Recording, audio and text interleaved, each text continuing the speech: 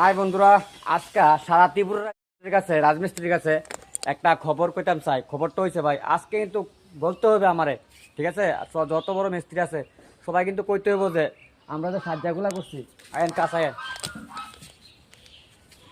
এই যে সাজ্জাগুলা করছি, এই যে একটা সাজ্জা, তারপরে দুইটা সাজ্জা, ঠিক আছে?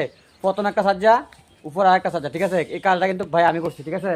তো আপনার পুরা ত্রিপুরা রাজ্যের সব মিস্ত্রির কাছে, হ্যাঁ, বড় বড় মিস্ত্রির কাছে আমার একটা আবদার, দয়া করে কইয়া যাবেন যে আপনারা সাজ্জাগুলা স্কোয়ার ফিটে কাজ নিলে কীভাবে মাপেন আপনারা সাজ্জাগুলা।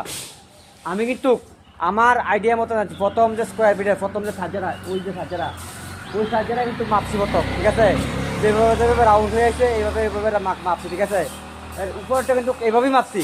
তো এইভাবে যদি সঠিক হয় তাহলে আমার জানেন যে তোমার মাপাটা ঠিক আছে। আর কি, হ্যাঁ, মালিকে কীভাবে মাপছে জানেন? এই এই জায়গার থেকে ওই জায়গা সোজাভাবে মাপছে, ঠিক আছে? এইভাবে সোজাভাবে মাপছে, ঠিক আছে? এইভাবে রাউন্ড বেকারটা করে মাপছে না।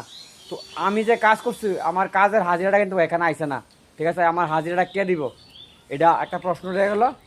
আর দ্বিতীয় নম্বর কথা হয়েছে এই সার্জারি কিন্তু অনেক বড়, ঠিক আছে? এইভাবে আছে প্রায় 7 ফিটের উপরে, দৈর্ঘ্যে আর প্রস্থে প্রায় 12 ফুট, হ্যাঁ, 12 ফুট, আর হচ্ছে 7 ফুট, 7 ফুটে আছে। এত বড় সাজ্জা যদি এইভাবে স্কোয়ার ফিটে না নেই তাহলে আমরা কীভাবে বুঝবো? আপনি একটু জানা যান, এটা আমার প্রশ্ন রয়ে গেলো।